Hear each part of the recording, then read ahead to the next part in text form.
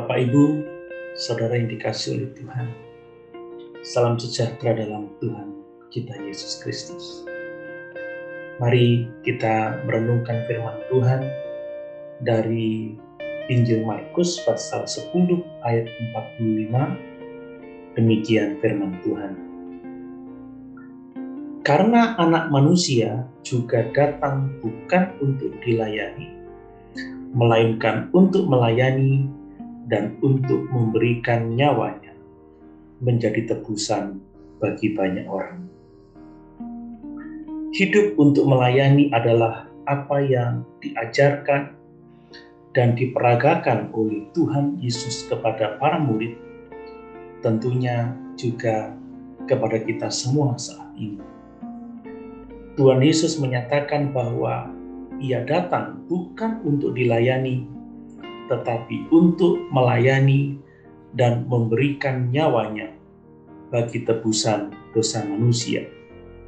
Ini adalah jalan hidup yang harus ditempuh oleh setiap orang percaya. Jika kita ingin menjadi besar dan terkemuka, jika kita ingin menerima upah besar di surga, kita harus melayani sesama kita. Tuhan Yesus pernah berkata, apapun yang kamu lakukan bagi orang-orang yang membutuhkan pertolongan tidak akan sia-sia, sebab kita tidak akan pernah kehilangan upahnya. Nah, siapakah yang mau melayani? Tidak semua orang yang mengaku percaya mau hidup melayani. Orang yang ingin melayani saja belum tentu dapat melayani. Mengapa? Sebab melayani sesama bukanlah tugas yang mudah, tidak seperti pelayan-pelayan manusia di dunia ini. Di dalam persekutuan tubuh Kristus, yang dapat melayani adalah mereka yang memiliki hati melayani, dan mereka yang kuat di dalam iman, serta diperlengkapi dengan karunia-karunia oleh Tuhan kita Yesus Kristus. Orang yang melayani adalah mereka yang dapat memberikan yang terbaik dari hidupnya bagi orang lain. Namun demikian, kita juga bisa percaya kalau kita sungguh-sungguh mau melayani, Tuhan pun akan memperlengkapi kita sesuai dengan kehendak dan rencananya. Mari kita perhatikan lebih jauh teladan dari Tuhan Yesus Kristus. Bagaimana Ia yang adalah Tuhan pencipta langit dan bumi mau melayani dan memberikan nyawanya bagi kita. Bapak, Ibu, Saudara yang dikasihi oleh Tuhan, apa yang terbaik yang telah diberikan Tuhan Yesus kepada kita? Yang pertama adalah kasih-Nya. Kasihlah yang memungkinkan Allah memberikan Tuhan Yesus kepada kita sebagai korban untuk keselamatan kita. Kasihlah yang memungkinkan Yesus rela memberikan nyawanya bagi kita. Dan ini dimungkinkan sebab Allah adalah kasih. Nah, bagaimana dengan kita? Allah memerintahkan kita untuk mengasihi.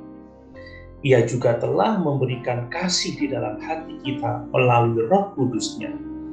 Jika kita tidak mengasihi, kita menipu diri sendiri dan tidak berkata benar. Hal yang terbaik yang Tuhan berikan kepada kita yang kedua adalah nyawanya. Tidak ada yang lebih berharga dari apapun di muka bumi ini selain nyawa atau hidup kita. Orang akan memberikan apa saja untuk hidupnya. Bagaimana dengan kita? Allah minta kita mempersembahkan tubuh kita sebagai persembahan yang hidup, yang kudus, dan yang berkenan kepada Allah. Rasul Paulus memberi teladan bagi kita. Dia berkata, bagiku hidup adalah Kristus dan mati adalah keuntungan. Hal terbaik yang ketiga yang diberikan Tuhan Yesus kepada kita adalah kebebasan pribadinya, kemakmuran, dan statusnya yang mulia di dalam kerajaan surga. Tuhan Yesus telah mengosongkan dirinya, menyerahkan semua yang terbaik dalam hidupnya. Bagaimana dengan kita?